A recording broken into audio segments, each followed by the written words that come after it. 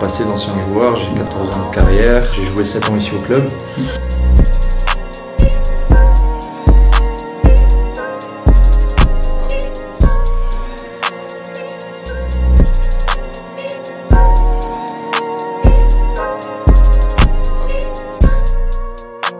Aujourd'hui en reconversion pour être entraîneur.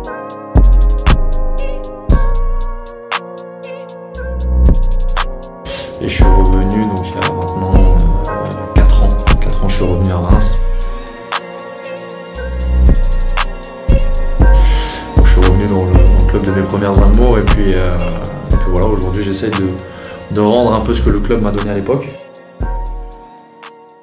Mon premier match professionnel c'est contre le Stade de Reims, tu vois, donc je sais pas s'il y avait un truc qui était lié entre ce que j'avais toujours tendance un peu à aller sur les séances et pas toujours être content de temps en temps sur l'aspect tactique. Bonjour Anthony. Bonjour. Donc on se retrouve aujourd'hui dans le cadre de notre projet L3 entraînement sportif STAPS pour une interview pour savoir un petit peu comment tu gères ton groupe et ta reconversion aussi après être joueur professionnel au sein du Stade de Reims. Donc merci à toi d'avoir accepté l'invitation. Avec plaisir. On va commencer tranquillement l'interview en te laissant te présenter en quelques mots.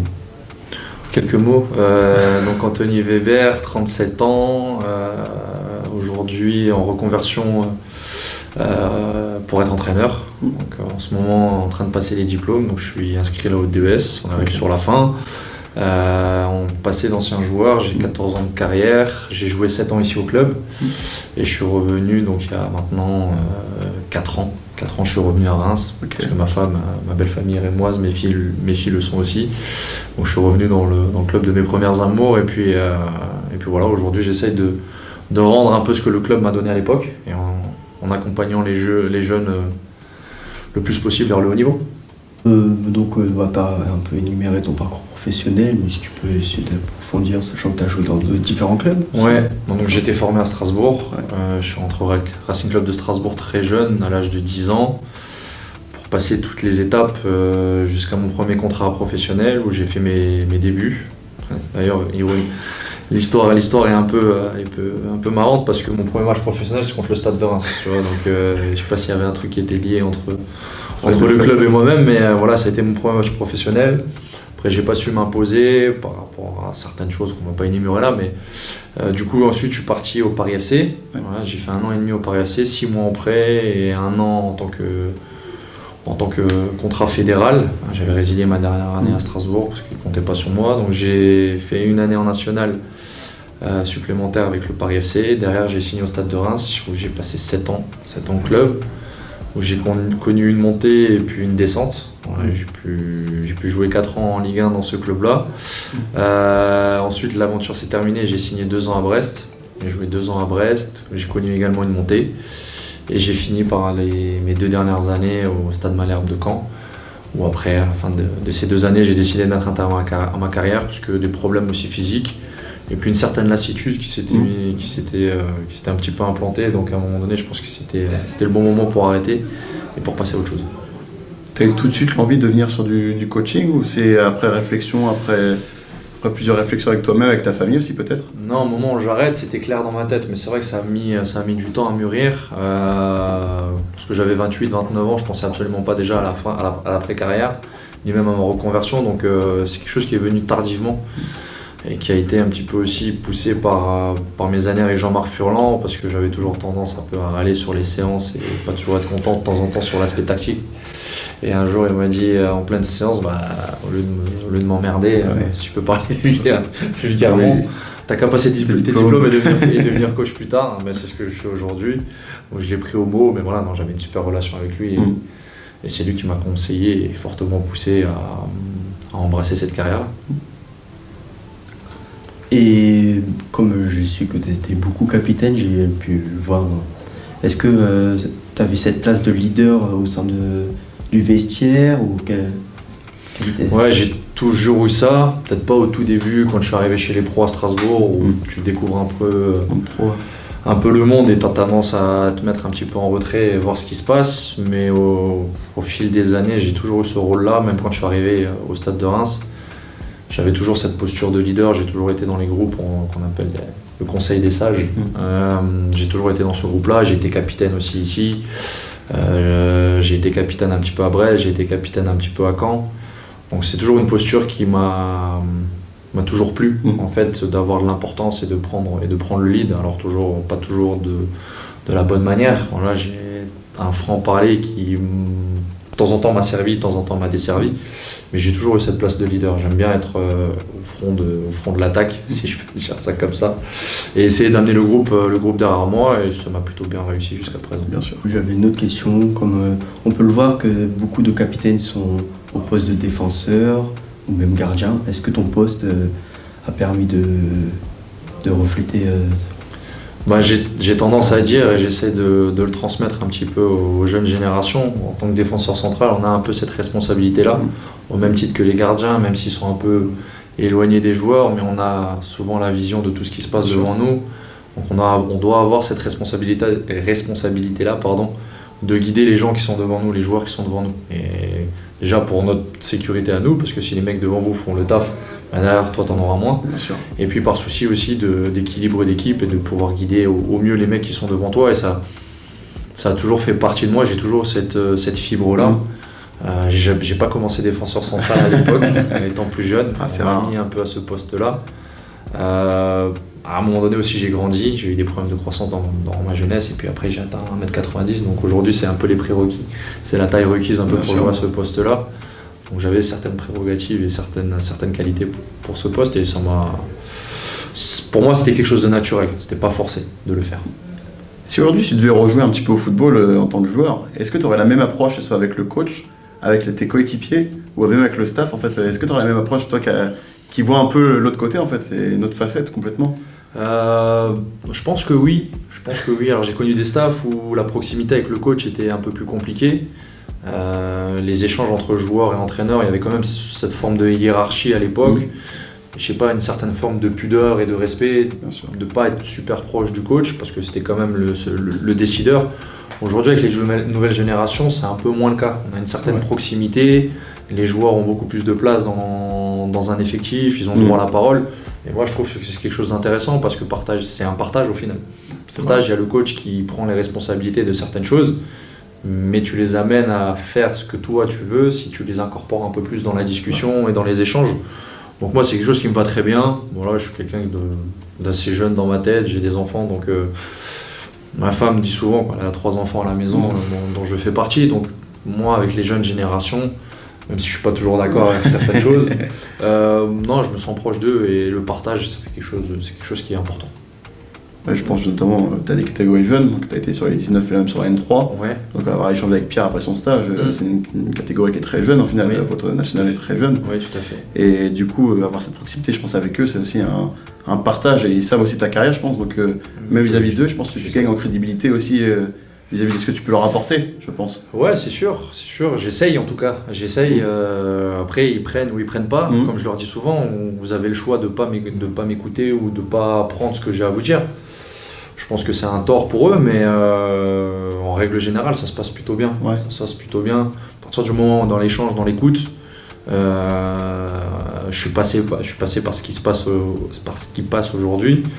Je sais que c'est des périodes qui sont pas simples. Il y a beaucoup de questions qui viennent te hanter la tête. Je vais réussir, je vais pas réussir. Est-ce que je vais pouvoir aider ma famille? Est-ce que je vais pouvoir aider mes frères et sœurs? C'est quelque chose qui est important pour certains joueurs. Et puis voilà, l'idée, c'est de les préparer au mieux. Après, c'est eux, leur investissement au quotidien, leur investissement dans le travail invisible, comment ils mangent, comment ils dorment. Ça, après, moi, je ne suis pas avec eux pour les suivre dans ce sens-là, mais en tout cas, le club met quand même beaucoup de choses en place aussi pour les amener au plus haut niveau. Après, comme dit, moi, je suis là pour les aider, pour les pousser, et après, c'est à eux de jouer. C'est à eux de jouer. Et pour finir cette présentation, je voulais te demander, est-ce que tu as déjà, comme tu as eu une carrière de leader un peu dans le vestiaire, est-ce que tu as une appétence directement pour le coaching ou c'est venu vraiment par la suite Franchement, c'est venu par la suite. Tu vois, j'avais tendance à...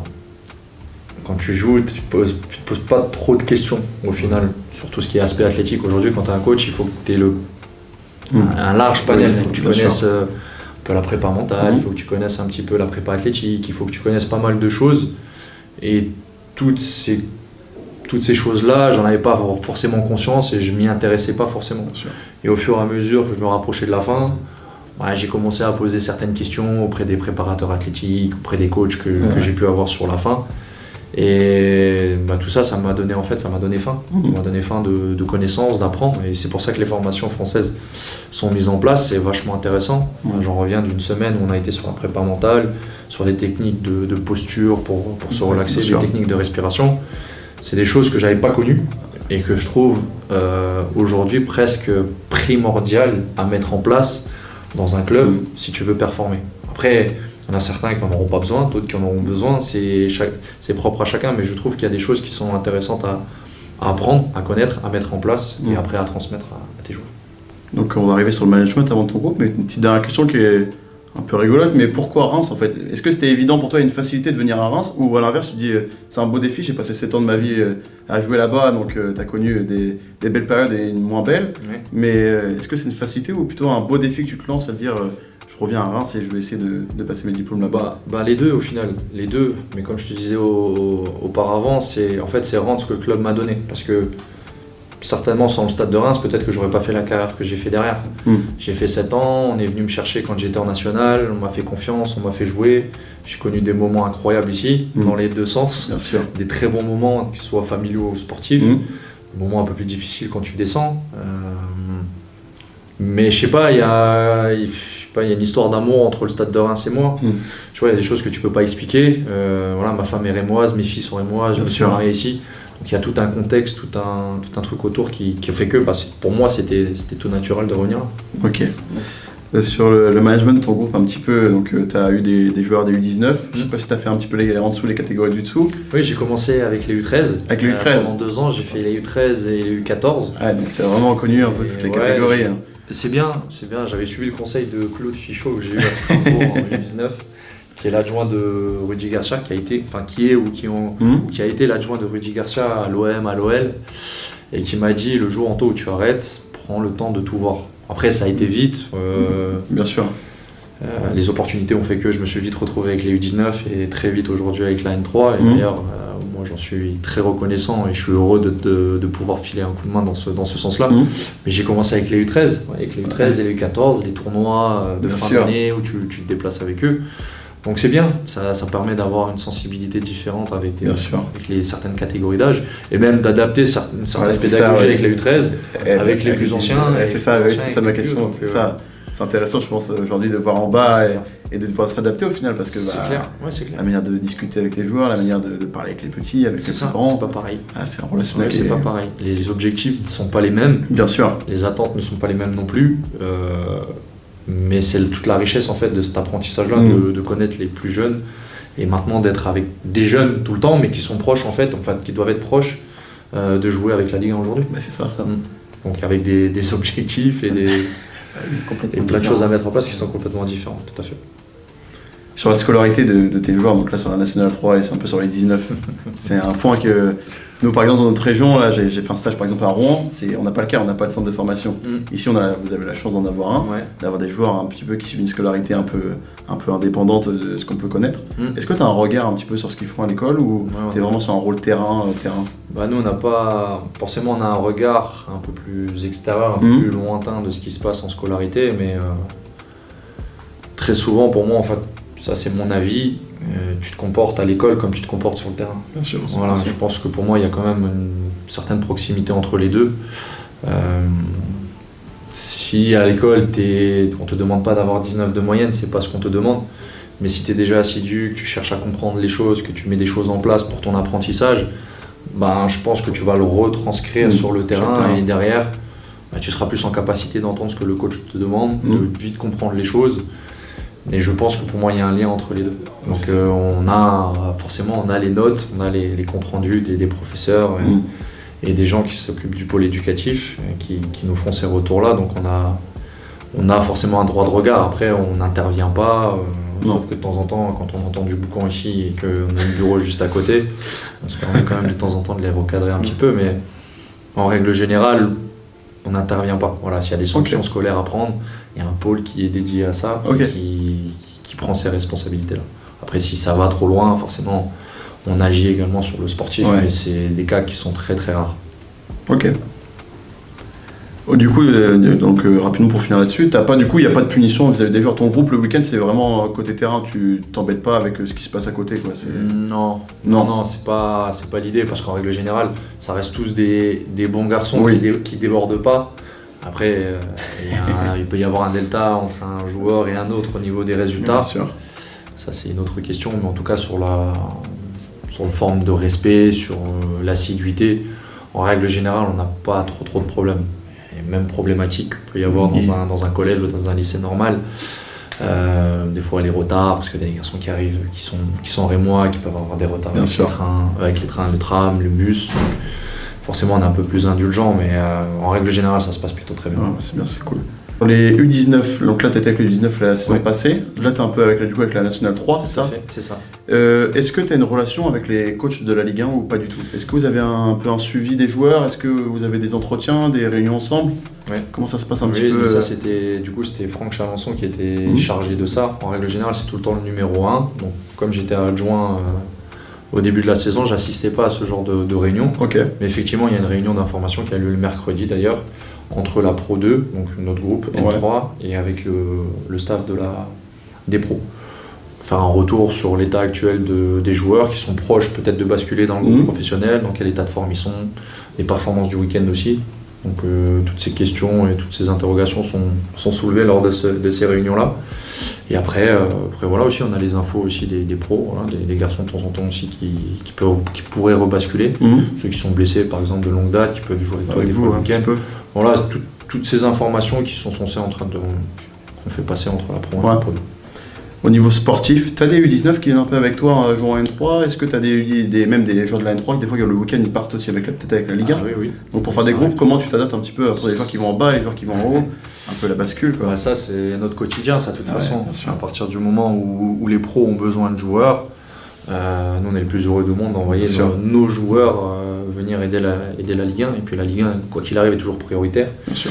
Comme nous, la N2 est souvent prioritaire sur les 19, sauf sur certains cas où tu peux épiloguer dessus, peut-être pour aider les 19 s'ils ont un truc à jouer, comme pour la Gambardella par exemple. Ouais. Les garçons de notre groupe basculaient Avec jouer les la 19. Gambarde pour avoir la meilleure équipe possible, et nous dans ce cas-là on s'adaptait tout simplement. Voilà, on est là pour le club et pas pour sa personne. Non, bien sûr. Donc après on s'adapte, voilà, il y a des réunions qui sont faites aussi après du coup avec l'académie, et puis fin de semaine on fait une réunion pour dire nos effectifs, et puis de temps en temps on peut s'arranger sur un ou deux joueurs pour la rotation et pour le nombre. Mais en règle générale ça se passe toujours très très bien, il n'y a pas de problème là-dessus. Ouais, il n'y a pas de souci. On a même on a tout doucement des U17 même qui jouent avec nous en N3. Okay. C'est bien. Qui sont internationaux, des garçons qui sont des top joueurs, et voilà, on essaye de les promouvoir, de les pousser le plus possible. À un moment donné, leur développement, une fois qu'ils ont validé le niveau U19, c'est de voir s'ils sont capables de répondre en N3. Il y en a quelques-uns qui sont déjà bien en avance, donc c'est bien. Après, il faut toujours être vigilant de quand même bien les gérer, pas aller trop vite, pas trop brûler les étapes. Mais en tout cas, ceux qui viennent avec nous jouer en N3, ça se passe plutôt bien pour l'instant. Et je voulais savoir du coup quels étaient les aménagements que tu peux mettre en place pour rester connecté avec les joueurs qui peuvent monter ou qui peuvent descendre pendant les séances, et puis leur dire vous n'avez pas joué, vous vous entraînez avec nous, mais vous n'avez pas joué avec nous, comment... Tout est régulé, en tout cas la passerelle Pro 1, Pro 2, tout est régulé avec le préparateur athlétique des pros, Nicolas Bourriette, qui fait des retours sur les séances, sur les aspects athlétiques avec les données athlétiques au OPA, donc à Etienne chez nous. Et nous on fait la même chose avec l'académie. Quand il y a des joueurs qui montent avec les GPS, on envoie toutes les données là-haut en fonction des séances qu'eux ils mettent en place et de ce que nous on a fait la veille. De temps en temps ils peuvent adapter un peu la charge de certains joueurs, donc tout est fait en bonne intelligence, toutes les infos elles filtrent entre Pro 1, Pro 2 et puis l'académie. Avec les moyens de communication que tu as aujourd'hui, c'est archi facile. Donc dans la quantification de la charge, ça devient simple. C'est vrai. Ça devient très simple. Du coup, si on va sur la quantification un peu de la charge, c'est quoi l'objectif de la N3? C'est de travailler pour les jeunes dans leur formation avec un cursus bien précis? Ou c'est dès la N3, on dit là, il faut se préparer un peu mentalement, parce que si on veut aller là-haut, il faut peut-être travailler plus et avoir des objectifs peut-être de résultats aussi également? En règle générale, tu essayes déjà dès l'académie de les développer, en fait, et dans le développement. Alors en Pro 2, c'est la même chose. Tu es dans le développement pour justement les amener jusqu'à la Jusqu'à pro là-haut, ouais. et qui s'installent et que en fait au final on les revoit plus. C'est ça. Mais donc on est toujours dans le développement, nous on double les séances dans la semaine. Bon là on est en période de Ramadan donc on va faire attention à la charge. On va être que sur une séance par semaine, mais en règle générale on double le mardi. De temps en temps, au début de saison on doublait aussi de temps en temps le jeudi avec des séances d'individualisation.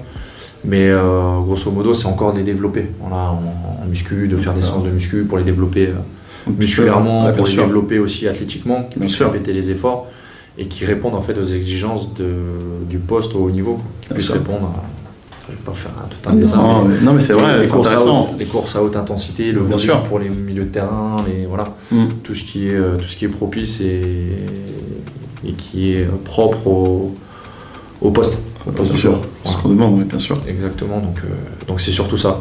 Faire en sorte que quand ils arrivent chez les pros, ils soient prêts. Ils aient le bagage Ils soient pour, prêts, c'est bien ça. sûr. C'est ça. Donc pour rebondir sur la charge d'entraînement, quelle est la relation entre toi et puis le préparateur athlétique? Comment vous partagez votre travail? Comment... Étienne, son rôle c'est de gérer tout ce qui est charge. Donc on essaye par poste à la fin de semaine que tu sois à 2 fois et demi le match de ce que tu peux faire en match. Je dis une connerie, si un mec il a fait 10 bornes sur le match, Bien sûr. sur la semaine on voudrait qu'il soit à 25 km. D'accord. Pareil un peu sur les courses à haute intensité. Pour que justement la charge du match devienne facile. Facile pour lui, bien sûr. Devienne facile. Donc ça c'est Etienne. Donc moi j'ai repris que ce qu'on faisait auparavant, c'est-à-dire que voilà, le lundi tu es sur de l'aérobie, sur de la reprise, Ouais, c'est ça. parce que tu es souvent à J+2 du match, avec un jour de repos, donc tu es sur une reprise technique. Ensuite le mardi tu es sur de la force, comme on était ce matin avec des jeux réduits, C'est ça, ouais. sur les C'est axes qu'on se court, vaisselle, tout le ça, fait d'aller chasser, d'aller cadrer, de changer de direction. Le mercredi, tu es sur des grands jeux, les grands espaces, pour retrouver grosso modo à peu près Distance, ouais. les distances de match, même si tu dois être qu'à 50% à peu près de ce que tu peux faire sur 90 minutes. Le jeudi, tu passes sur un peu de vitesse, des courses à haute intensité. Et puis le vendredi, tu es sur ta veille de match, sur un truc archi classique. Ouais, bien sûr. Un peu de vivacité au départ, un petit peu de jeu de géocognitif, voilà, et puis après tu varies. Si de temps en temps tu as été light sur les jeux réduits le mardi, tu peux remettre un petit peu de jeux réduits le vendredi, et puis sinon tu passes sur un jeu, on appelle ça des jeux moyens, donc des 8 contre 8 ou des 7 contre 7, ou voire de temps en temps des 9 contre 9 en fonction de l'effectif que tu as. Au niveau sportif un petit peu, donc on suit un petit peu ta poule, parce que nous il y a Dieppe qui est de notre côté, donc on suit un petit peu comment ça se passe avec la réserve de Reims et les multiples réserves qu'il y a dans ce groupe d'ailleurs. Ouais. C'est comment pour toi, tu trouves qu'elle est comment cette poule? Parce que tu as aussi des championnats et des équipes où tu vas jouer des équipes à une moyenne d'âge de 28-30 ans, mais à l'inverse, tu as aussi des réserves où c'est quasiment des matchs du 19 en fait que tu joues des fois. Quand tu joues les réserves, oui, c'est un peu ça. Et quand tu joues les équipes réserves, ce qui est bien, c'est que ça se rapproche un petit peu des problématiques tactiques, technico-tactiques, de ce qui se fait au plus haut niveau. Là, on reçoit Lille ce week-end, on l'avait joué à l'aller, ça a été un des matchs les plus intéressants, parce qu'on a dû mettre des choses en place. Et en fait, là, tu développes un peu tes joueurs aussi. Ça ressemble à ce qui se passe en Ligue 1. Mais en contrepartie, c'est bien de jouer des équipes comme Dieppe, parce que ça te montre que l'aspect athlétique, le combat de temps en temps, ça fait partie aussi, ça t'aide à gagner des matchs. Et on l'a vu contre Dieppe 2 fois, on a perdu une fois là-bas 1-0, et ils sont venus chez nous, on a perdu 4-1, et on a senti que sur l'aspect athlétique, sur ce match-là, on n'a pas su répondre. On a été dominé dans l'intensité, dans les duels, donc tout naturellement on a perdu ce match-là. Et c'est important pour eux de vivre ce genre de match. Ils apprennent aussi. Moi je l'ai vécu quand j'étais plus jeune, et tu es obligé de développer autre chose que tes qualités de joueur et tes qualités technico-tactiques. Là t'es plus dans le mental, dans l'engagement, dans la personnalité, dans ce que tu es capable de faire. Techniquement tu dois être au-dessus, je pense, avec les joueurs que tu as ici, mais par contre là c'est là où on voit que c'est intéressant aussi. Ouais, c'est clair.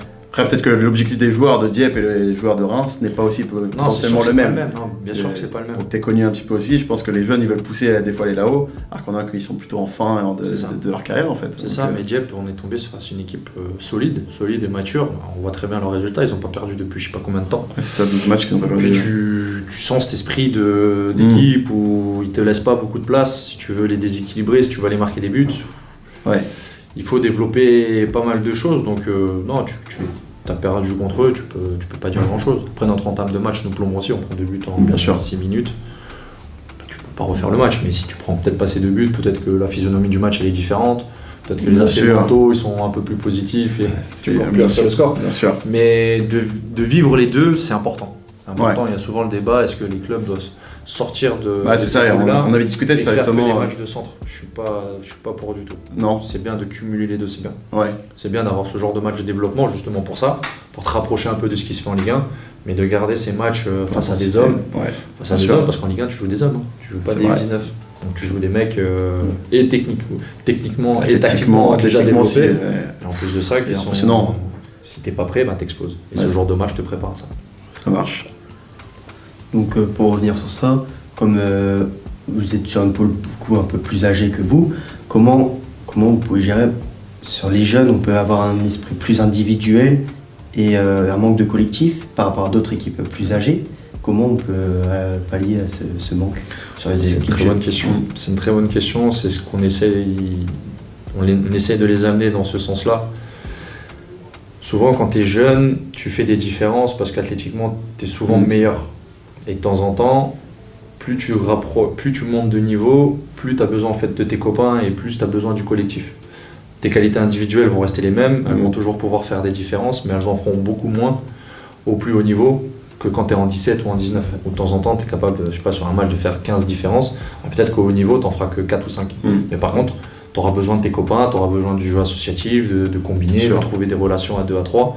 Et là, c'est toute l'essence de notre travail aussi, c'est de trouver, de créer un environnement propice à cela et de les tendre un peu vers ça. Ouais. C'est pour ça, étant jeune, souvent tu leur dis va jouer ton 1 contre 1, vas-y. En Pro 2, c'est exactement la même chose, mais de temps en temps, ils ont besoin aussi de trouver du jeu associatif et tu as besoin du collectif. Ton collectif va faire qu'individuellement, tu vas briller. Et moi, je suis persuadé de ça. Individuellement, tu peux rien faire. Si tu n'as pas tes potes avec toi, c'est compliqué. si t'aides pas, si t'as pas un esprit d'équipe qui est costaud et cohérent, tu peux pas réussir. Si tu as une somme d'individualité, c'est mort. C'est mort, tu n'y arriveras pas. Et tu arriveras peut-être moins vite aussi au Alors, niveau. bien sûr. Parce que t'as besoin Il y a des joueurs comme ça qui brillent collectivement et qui arrivent à jouer, à faire une carrière. Tu as besoin de tes potes pour briller. C'est ça, je suis d'accord avec toi. Voilà. Au niveau des blessés, quand tu as des blessés, des joueurs qui sont peut-être malades aussi le week-end, c'est quoi le regard que tu as avec eux? Tu arrives à être connecté encore avec eux, à leur discuter, peut-être par message, Ouais. pour les appeler peut-être, Ouais. pour qu'ils se sentent encore concernés? Ouais. Bon, Parce on que- a tout le temps, de toute façon, on a un groupe WhatsApp avec nous le staff, Ouais. nous le staff, et un groupe WhatsApp avec les joueurs. Les joueurs. Donc, soit ils passent par Antoine qui est le kiné, qui a l'accès direct avec le doc, soit Ok. ils passent par Etienne, soit ils passent par moi. En fait, faut qu'ils passent par quelqu'un du staff. Il faut que l'info elle Véhiculés quoi. soit véhiculée tout à fait. Et après, en fonction, dès qu'ils sont malades, même quand ils sont blessés, quoi qu'il arrive, il faut qu'ils aillent voir le doc. Ouais.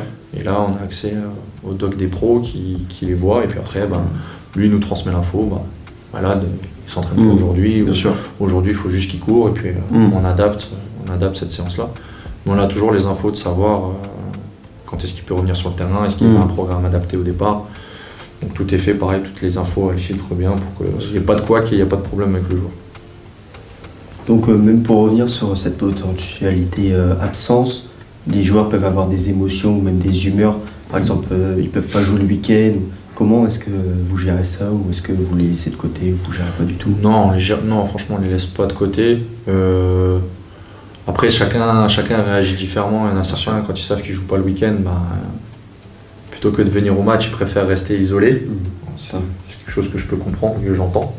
Il y en a d'autres qui ont besoin d'être avec les copains, donc quand il y a des déplacements, s'ils sont blessés ou s'ils sont malades, on va pas les mettre dans le bus pour éviter de transmettre le microbe. Mais s'il y en a qui sont blessés et qui veulent faire les déplacements avec nous, ils sont les bienvenus. Pour être proche du groupe, même pour parler dans le vestiaire, pour être avec les copains, il n'y a aucun problème. Chacun réagit comme il l'entend, mais rien n'est fermé, rien n'est figé. Chacun fait comme il veut. S'ils veulent venir, ils viennent, ils sont les bienvenus. Nous, on est heureux, et s'ils veulent rester au calme, ils ont une liberté quand même. Ouais, on les oblige pas, on les oblige en rien du tout. D'accord. On les oblige en rien. Ton rôle d'entraîneur un peu adjoint là, mais souvent on dit que l'adjoint il est plus proche du groupe des fois que le principal, parce qu'on a un rôle un peu de passerelle. Des fois le joueur qui joue avec une douleur, il va vouloir continuer, mais il va aller voir un peu l'adjoint, je vais un peu couper. Ces exemples-là, est-ce que tu l'as un petit peu, tu le ressens avec le groupe jeune ou... Ouais, ils essayent, oui. Ouais. Après, moi, comme dit, j'aime bien être proche. J'aime bien me poser des fois avec eux en salle de muscu et discuter pendant 3 quarts d'heure, 1 heure. Juste de la vie, de leur ressenti, comment ils voient les choses. De temps en temps, ils me posent des questions sur mon vécu à moi, comment ça s'est passé dans tel ou tel club, quel a été le joueur le plus difficile à marquer. Tu vois, plein de C'est questions intéressant, comme ça. bien sûr. Puis de temps en temps, voilà, y a pas... et j'essaye de créer quand même cette distance, mais qu'elle soit pas trop grande non plus. Que ce soit sur le terrain, peut-être plus sur le terrain que. en dehors. Après, ils le savent. Mm. Ils le savent. Maintenant, aujourd'hui, je suis décisionnaire. C'est moi qui prends les décisions, pas tout seul, bien évidemment, avec le club aussi, mais c'est moi qui ai le rôle de trancher sur certaines situations. Donc, il y a des choses qu'on peut plus trop faire. En tout cas, Bien la sûr. proximité, je la laisse aujourd'hui à David qui nous a rejoints. Même si de temps en temps, j'ai des relents, je sais pas si c'est comme ça. J'aime bien, tu vois, Bien sûr, bien j'aime bien sûr. déconner, tu vois, je suis toujours, j'aime bien rigoler, je suis toujours dans l'humour et j'aime bien taquiner. Et de temps en temps, en fait, j'essaie de rester comme je suis d'habitude. Bien sûr. Mais d'essayer de créer une toute petite distance supplémentaire parce qu'aujourd'hui, c'est moi qui décide, Bien c'est sûr. moi qui prends les sanctions, c'est moi qui suis le référent en fait de ces sanctions-là. Avant, je ne l'étais pas. Donc peut-être qu'il partageait plus de choses avec moi parce qu'il savait très bien que c'était pas le coach principal. Alors quand tu es adjoint, il y a des choses que tu gardes pour toi que tu ne Bien sûr. vas pas transmettre, il y a des choses qui te semblent importantes, qui ne sont pas un secret de polichinelle mais que tu transmets quand même Faut au quand même coach. donner, ouais. Juste attention, sois vigilant à ça, tu vois, il Ouais. va parler de ça, tu vois. Voilà. Donc c'est un rôle différent mais pas si différent que ça quand même. Ok. Comment tu te caractérises un petit peu sur un banc de touche, sur une séance? Est-ce que t'es dur? Est-ce que t'es un peu virulent avec les joueurs? Est-ce que t'as besoin de les... T'es plutôt un meneur d'âme où t'as besoin un peu de les secouer? Ou t'es plutôt à dire tranquille, on va tempérer? C'est un peu quoi? Comment tu te trouves sur un banc? Ça dépend. Ça dépend. Elle est dure la question. Non, ça dépend. En règle générale, j'essaye d'être bienveillant le plus souvent possible. Et de temps en temps, Il faut des fois, il faut faut. souffler dans les bronches. Parce qu'il t'a mis des choses en place, t'as 2-3 mecs qui respectent pas ce que t'as mis en place, ou le mec il est pas réveillé, il est Bien endormi. De temps en temps, les bousculer un petit peu, mais toujours de manière bienveillante. Il n'y a Bien sûr. jamais de mal dans mes paroles ou dans mes gestes, même si de temps en temps ça peut paraître dur, ça peut paraître violent, c'est peut-être pas le mot, mais ça peut paraître dur, quoi, tu vois. Et en règle générale, c'est toujours pour leur bien. Ouais. C'était Galtier à l'époque qui disait dans une interview, je considère mes joueurs comme mes enfants. Ouais, pour moi, j'ai un peu la même chose avec mes enfants, c'est pareil. Bien De temps sûr. en temps, je suis câlin, je suis bienveillant, Mais il y a un je les cadre, aime ouais. plus que tout. Mais il y a un cadre à pas dépasser, un cadre Ouais, bien sûr. à respecter. Et quand tu respectes pas, de temps en temps, ça peut, bien sûr. le ton peut augmenter et il faut remettre les trucs en place. Donc j'essaye d'être un peu au foot comme je peux être à la maison. Bien sûr. Voilà. T'as des références un petit peu au niveau, que ce soit dans la manière de coacher, je sais pas, même en tant que joueur, quand tu jouais, est-ce que tu avais des joueurs qui t'inspiraient un petit peu Des joueurs. Des joueurs ou des entraîneurs actuellement? Est-ce que t'as Les des- entraîneurs aujourd'hui, j'aime beaucoup en fait tout ce qu'ils font, tu sais, sur Prime Video. Je sais pas si tu Oui, peux dire. oui. Sur Prime Video, quand ils suivent les coachs, moi j'aime bien. J'ai pas de coach préféré. Ok. J'aime bien regarder ce qu'ils font. Voilà, comment ils voient les Mhm. choses. Truc de club, j'aime bien. Quand c'est Liverpool, Guardiola, Ancelotti, j'aime bien sa posture. Je trouve Oui, meneur d'homme, tu ouais. vois, il a la classe, tu vois, et Bien sûr. je trouve souvent calme sur le terrain. Après, c'est peut-être que d'apparence, mais Ce qui reflète du moins. ouais, voilà. Après, moi j'aime bien prendre un peu de tout le monde et faire du C'est ça. Anto Weber Bien sûr. en piquant un petit peu ce que les autres y font. C'était Furlan qui me disait toujours ça, il me disait moi je suis un copieur. Hein. C'est pour ça que ces séances ça s'appelait toujours le jeu d'Antou Bah oui. ou le jeu Gourcuff ou Bah le oui. jeu Luchescu. Oui. C'était un fan de Luchescu. Le jeu Luchescu, nous on savait, quand il disait ça, on savait très bien ce que c'était comme jeu. Et il a dit moi je suis qu'un copieur. Bien Après sûr. il avait ses idées bien évidemment, mais Oui, ces idées de jeu, bien sûr, mais je pense qu'on s'inspire tous un peu des uns et des autres pour après chacun faire ça. à tout niveau, c'est ce qu'on fait. C'est comme ça, même aujourd'hui, on va sur les réseaux sociaux, on regarde un petit peu, les séances sont filmées de tous les Ouais, clubs, c'est ça. donc au final, on s'inspire de tout ce qu'on peut voir. Complètement. Ouais, je suis un peu pareil. Et ton projet de jeu, tes idées de jeu, ils sont à toi ou vous en avez communes avec le Stade de Reims un petit peu? Est-ce que vous avez une identité de formation ou pas du tout? On essaye de mettre un truc qui soit commun à tout le monde. Alors c'est pas facile à mettre en place Non. parce que ça met du temps, il faut s'approprier les contenus, il faut s'approprier les idées de jeu, ce qui est pas simple parce que entre un garçon de 16-17 ans qui arrive Bien au sûr, centre et un autre qui a un peu plus de vécu, déjà l'assimilation et la compréhension c'est pas la même. Bien sûr. Donc, mais je pense que ça c'est un truc qui est important. Moi c'est un truc que si j'étais directeur de centre c'est exactement ce que j'aurais fait. C'est exactement ce qui est mis en place aujourd'hui. Les 19, les 17 essayent de le respecter. Enfin, ils essayent pas, ils le respectent. Ils le respectent, ouais.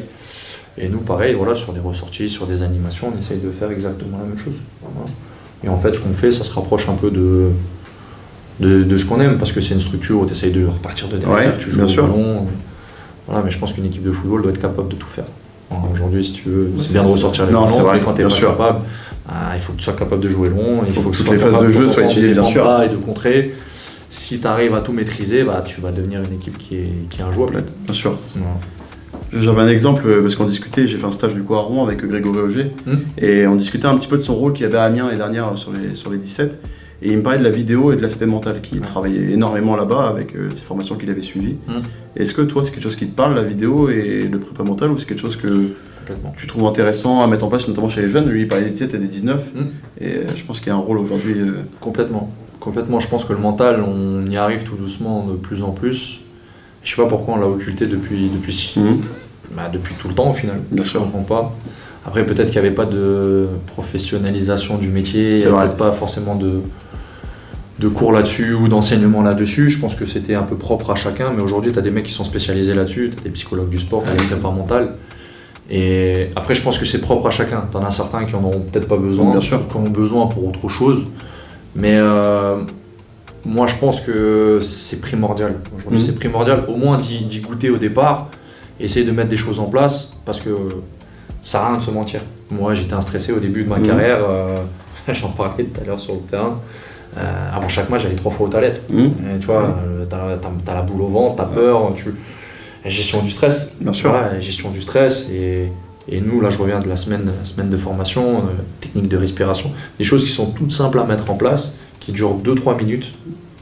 Et ça te permet soit de t'activer, d'augmenter ton rythme cardiaque et de te remettre dans le truc si tu te sens un peu fatigué. Et à l'inverse, si tu es trop stressé, de te relaxer et de te calmer.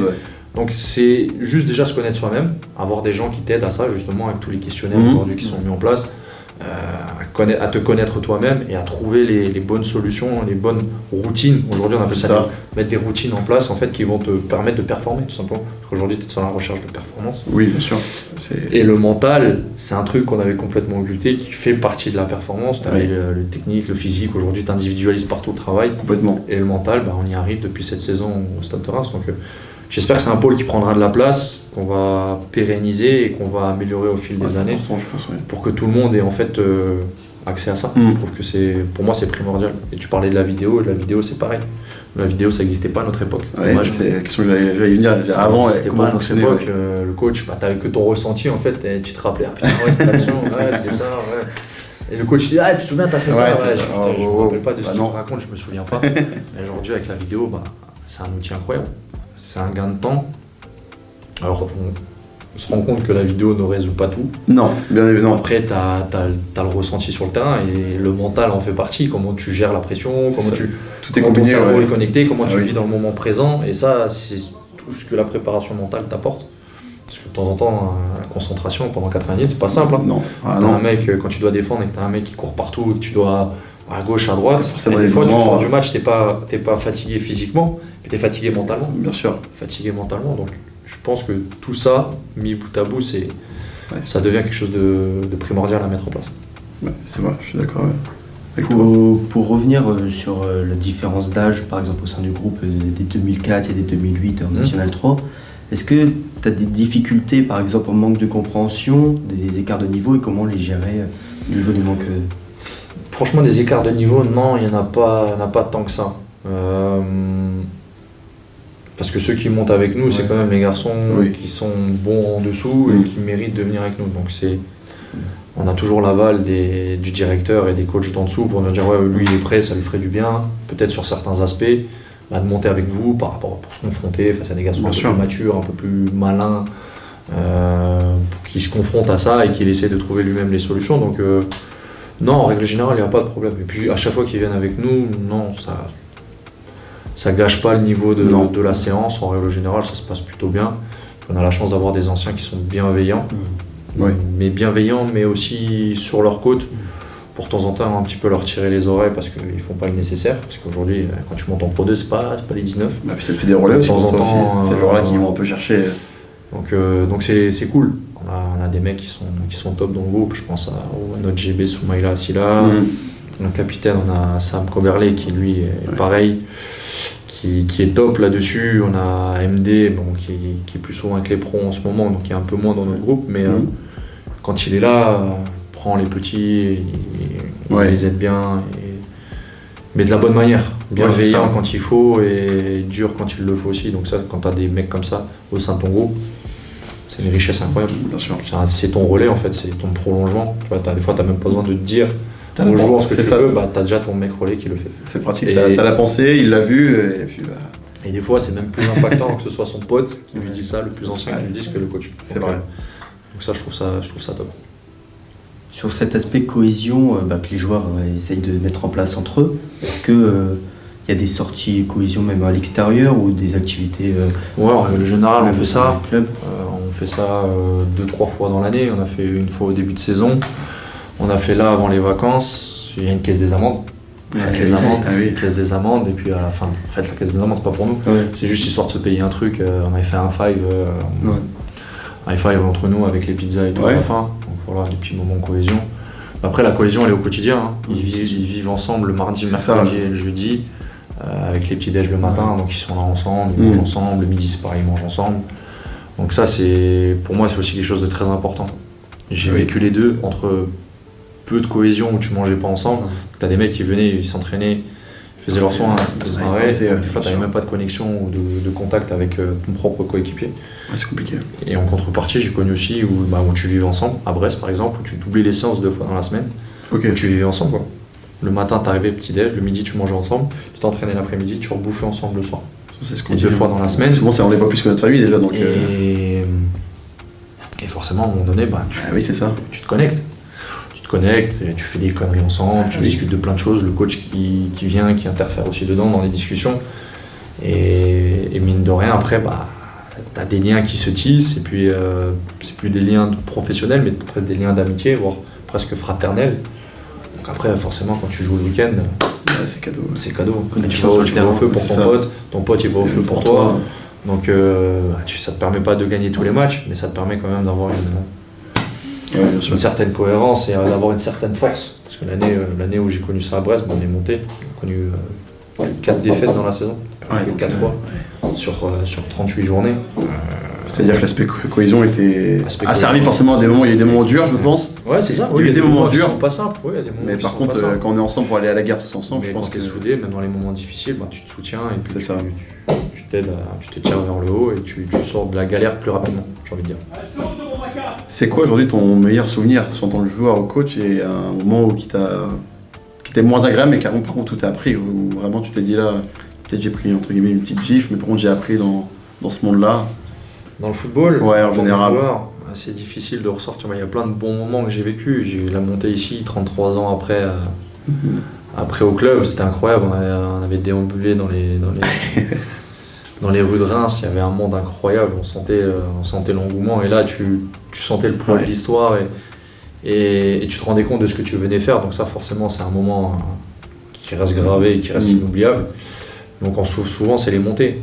C'est les montées qui font que tu tisses des liens pour le reste de ta vie au final. Complètement. Pour le reste de ta vie, donc ça c'est toujours des super bons moments à vivre. Après, le plus dur, c'est quand tu descends. J'ai connu ça une fois, ça en tant que joueur. Après j'ai eu la blessure, j'ai une grave blessure au tendon d'Achille. Ouais. Ça a été des moments qui ont été difficiles. C'est long. Quand tu parles de mental, peut-être qu'un accompagnement dans ces moments-là, c'est peut-être bien de l'avoir, parce que moi je vivais en marge de groupe au final. Parce que les mecs, le matin t'arrivais, eux ils s'entraînaient, donc tu les voyais pas beaucoup, toi tu faisais tes soins.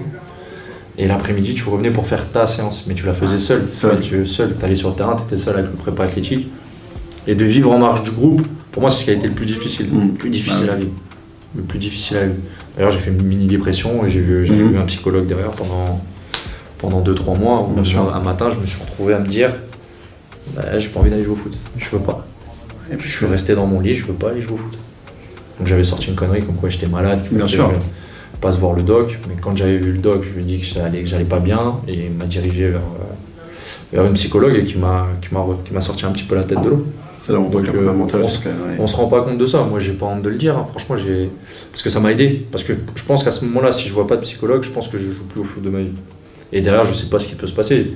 je sais pas quel est l'extrême, peut-être que, je sais pas, tu t'en des envies de suicide. Bien j'en sûr, sais rien. bien sûr.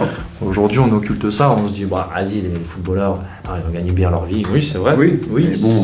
Mais on a les mêmes problèmes que monsieur et madame tout le monde. Et que de temps en temps, bah, on a besoin de se faire aider. Et à ce moment-là, je me suis fait aider et ça m'a permis de remonter la pente. Bien sûr. Donc ça a été un moment, je pense, le plus dur de ma carrière. C'était à quel moment de ta carrière qu'elle est arrivée? C'était en 2014. Ok. Ouais. En 2014. Alors ce qui m'a aidé aussi, c'est la naissance de mon premier enfant. À ce moment-là, il a aidé aussi à remonter la pente. Ouais, ça m'a aidé à remonter la pente un petit peu, mais c'est des moments qui sont pas simples à vivre. Et vivre en marge du groupe, c'est ce qui est le plus dur. Ce qui est le plus dur. Ok. Et après, en tant que coach, on a vécu une demi-finale de Gambardella l'année dernière. On était pas loin d'aller au Stade de France. Ouais. On a perdu contre Marseille. Donc, entre le moment de joie d'arriver jusque-là et la déception de ne pas arriver jusqu'au Stade de France, bah, forcément, ça contraste un peu les deux. Mais je pense que l'année dernière, j'ai beaucoup appris. Ouais, j'ai beaucoup appris. C'était pas prévu. Je me retrouve là un peu là par hasard. J'ai certainement fait pas mal d'erreurs. J'ai aussi fait des choses qui étaient plutôt bonnes et cohérentes. Mais quand tu fais la rétrospective de tout ça et que tu te poses à la fin de saison et que tu te dis ouais, ça c'était bien, ça, tu repenses à ça, j'aurais peut-être dû faire différemment. En fait, ça te permet de progresser. Voilà, tout simplement. J'essaye de. Là, j'ai une posture d'adjoint. Là, je passe en numéro 1. Je vais essayer de ne pas refaire les mêmes erreurs sur certaines choses. Oui, c'est ça, d'apprendre ce que tu as fait avant au final. Et de continuer à avoir la bonne dynamique qu'on a depuis le début de saison ici. Bah, de toute façon, c'est la question, c'est du coup quel projet de carrière envisages-tu Ah oui, quand même. Comment tu te projettes sur les futures années avec tes diplômes, c'est quoi ton objectif au final? C'est loin encore, c'est proche et loin à la fois. Mais... C'est loin, je me dis qu'une carrière de toute façon est faite d'opportunités. Il y a 2 ans, je devais être responsable de la préfo, responsable technique. Donc encadrer toute la préfo, je me retrouve avec les 19. L'année dernière, j'étais en 19, là je me retrouve avec l'AN 3. Mon adjoint, puis je me retrouve au numéro 1 de l'AN 3 jusqu'à la fin de la saison. J'essaie de ne pas me mettre de limites. Je sais pas où je serai dans 2 ans, je sais pas ce que je ferai dans 3 ans, dans 4 ans, dans 5 ans, je sais pas. Là, la première idée, c'est d'avoir le diplôme, d'avoir le DES, de faire ce qu'il faut pour l'avoir, de bien finir avec l'AN 3, de faire des bons résultats, de se maintenir et d'être confortable, pour permettre aussi aux plus jeunes après de venir jouer avec nous. Bien sûr. Et l'année prochaine, on verra. Après, comme je dis, moi, je suis là pour le club. Comme je le dis souvent, peut-être exagéré de ça, mais je suis un peu le serviteur du club. Si vous me mettez là-haut, je suis content. Si vous me mettez là, je suis content. Bien sûr. Donc, il y a des mecs qui dirigent. Si l'année prochaine, je suis avec la N3, je serai heureux d'être avec la N3, que ce soit en adjoint ou en numéro 1, bien sûr. En fonction de ce que Franck va faire aussi l'année prochaine. Donc, je me dis, c'est le monde des opportunités, on verra. C'est ça. Mais les diplômes, de continuer, avoir le DES, et puis après, soit aller vers le BE2F, soit aller vers le BEPF. Ça, je pense que la direction que ma carrière prendra, ça décidera de l'un ou de l'autre. Bien sûr. Si je me retrouve peut-être un jour adjoint chez les pros, peut-être que je me dirigerai directement vers le BEPF. C'est ça. Si je continue de rester à la formation, ce qui m'irait très bien, je me dirigerai peut-être vers le BE2F. Donc, responsabiliser un peu le centre de formation. Donc, ça, je me dis, on verra en temps. Bien sûr. Ce sont ces opportunités, comme tu l'as dit. Donc en tant que futur coach, est-ce que tu aurais des conseils à nous donner, ou même que ce soit de sport ou même de vie, pour encadrer qu'on ait des jeunes catégories ou même des catégories plus élevées? Un conseil, c'est toujours délicat, mais moi j'ai tendance à dire, si déjà tu es dans l'humain, si tu écoutes tes joueurs, tu es proche de tes joueurs, pour moi c'est déjà un point de gagné. Après, on est tous faits différemment, on a tous des valeurs et des idées différentes, mais je pense que l'idée c'est de toujours rester soi-même, de pas prendre la peau de quelqu'un d'autre, ou de pas faire genre, si t'es quelqu'un de gentil, il faut rester gentil. Même si de temps en temps il faut pas dépasser les limites. Si t'es quelqu'un d'un peu dur, essayer de le tempérer un petit peu, mais l'idée c'est ça, c'est toujours d'aimer ce que tu fais. Voilà. À partir du moment où tu aimes ce que tu fais et que ça se transmet, je pense que tes joueurs ils vont te suivre. Et voilà, continuer de se former. Je ne sais pas si vous avez l'opportunité de le faire, mais les formations françaises sont longues, dures, mais elles sont enrichissantes, très très enrichissantes. Oui. Ça demande du taf, ça demande du temps, mais quand tu sors de là, ils te donnent un bagage quand même qui est nécessaire. Ça te permet aussi de changer ta vision des choses, de ne pas rester sur tes arrêtés. Et ça te permet de t'ouvrir à plein d'autres choses. On parlait de respiration, j'avais jamais fait de respiration de ma vie. Tu vois, il y en a certains qui en avaient déjà fait, qui étaient beaucoup plus à l'aise, mais ça te donne envie d'aller vers certaines choses et je pense que c'est top. Donc donc nous un petit peu on est dans les parcours de formation aussi, donc c'est pour ça qu'on vient aussi proposer cette interview. Et merci de tes conseils. Et petite dernière phrase de fin avant de te libérer. Avec la citation de Kylian Mbappé, le football il a changé. Est-ce que le football il a réellement changé depuis que tu as arrêté de jouer et que tu es passé de l'autre côté? Non, le football, alors oui, ça va. La technologie fait que ça change aussi. À l'époque, tu n'avais pas de GPS, donc tu faisais tout un peu à l'œil nu, au ressenti, à ce que tu étais capable de faire sur le terrain. Aujourd'hui, tu es rentré dans l'ère technologique aussi avec la quantification, les prérogatives au poste. À ce poste, il faut qu'il fasse tant et tant de courses, tant et tant de... Moi, je trouve que c'est bien, mais il ne faut pas s'arrêter qu'à ça. Faut pas s'arrêter qu'à ça. C'est une aide à la décision. Et non pas tu dis, bah tiens, lui il a couru plus cette semaine, bah, c'est lui qui va jouer plutôt qu'un autre. Moi, je suis pas dans cette optique-là. Après, ce qui a changé aussi, c'est les jeunes. Je pense que l'ouverture aujourd'hui, les jeunes sont très ouverts, très à l'aise, tu vois, avec le rapport à l'adulte, parce que nous, on avait un peu moins à l'époque. Oui, bien sûr. Tu vois, quand j'entends chez les pros de temps en temps qu'il y a des jeunes qui arrivent et qui mettent la musique et tout, nous, on n'osait même pas à l'époque. C'était associé. Tu mettais tes mains sur tes mains, avec un mec qui vient de te parler. Donc, c'est pas de l'irrespect du tout, mais je pense que c'est l'évolution aujourd'hui de notre société et c'est pas plus mal, il n'y a pas de jugement là-dessus. Mais je pense que ça nous pousse aussi à nous ouvrir un peu plus à ce qui se passe dans ton vestiaire, plutôt que d'être enfermé sur toi-même et être ultra directif, faire comme ci, il faut faire comme ça, il faut faire ci. Non, aujourd'hui, il faut bien nuancer ce que tu fais, le cadre que tu mets en place, ils ne sont pas trop rigides, ils sont un peu plus malléables sur certaines choses. Et je pense qu'à partir du moment où tu es comme ça avec tes joueurs, ils te le rendront sur le terrain. Voilà. Après, il faut, comme je te disais tout à l'heure, il y a un cadre qu'il faut rester dedans. Des fois, tu peux le dépasser, ça peut arriver. On fait tous des bêtises, surtout à leur âge. Moi, j'en ai fait aussi. Je me suis fait virer des tas de fois de séance parce que j'étais un râleur de professionnel. Ça me dérange moins, mais il y a toujours des limites à pas dépasser. Bien sûr. Et, voilà, c'est toujours. Pour moi, la proximité avec mes joueurs, c'est important. Savoir comment ils se sentent, comment ils ressentent aussi les choses au quotidien, parce que c'est eux qui les vivent. Toi, tu leur dis de faire ça, mais savoir aussi comment ils les vivent. Et de temps en temps, tu peux réguler ou améliorer, ou changer si à un moment donné ça va pas. Mais il faut être en capacité de le faire, c'est pas toujours simple. Soit même de se remettre en question sur son travail. C'est pas facile. Je pense qu'il faut avoir de l'ego, il faut avoir de la personnalité, mais il faut pas que l'ego l'emporte sur plein d'autres choses. Après, c'est vision d'Anto Weber, je parle en mon nom, c'est comme ça que je vois les choses. C'est pour ça que le football est intéressant. Si tout le monde avait la même vision et qu'on ferait tous la même chose, on s'ennuierait le week-end. Et puis tes joueurs ils sont capables aussi de t'apporter certaines choses tactiques. C'est vrai. Tu parles, pour citer Sam, je peux en citer d'autres. Mais Sam, quand tu parles de football avec lui, tu parles avec un mec, déjà, t'as l'impression que ça fait 10 ans qu'il joue au foot. Il est intéressant, il est important, il permet aussi de temps en temps de réguler 2-3 situations. Il permet de réguler les situations en match, donc c'est quelqu'un qui a beaucoup d'atouts. Voilà. Ok, on te remercie pour l'entretien accordé pour nous et avec bon courage pour le DVS. C'est gentil, bon courage pour la L3 et on souhaite le meilleur. C'est très gentil. Merci à vous, messieurs. Merci. Merci beaucoup. Je t'en prie.